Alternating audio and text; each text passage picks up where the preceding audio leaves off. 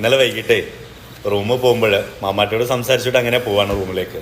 റൂമിലെത്തി കിച്ചണിൽ കയറാൻ നേരത്ത് മാമാട്ടിയോട് ഞാൻ പറഞ്ഞു, എടി അത്താഴത്തിനുള്ള ഫുഡ് ഉണ്ടാക്കണം.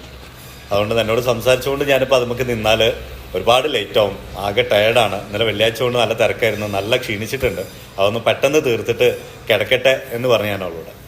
പിന്നെ ഞാനേ അവളെ വിളിക്കുന്നത് ഒരു 9:30 മണിക്കാണ് കേട്ടോ. അപ്പോൾ അവൾ ചോദിച്ചത് എന്തായിരുന്നു ഇത്ര നേരം എന്ന് ചോദിച്ചു എന്നോട്.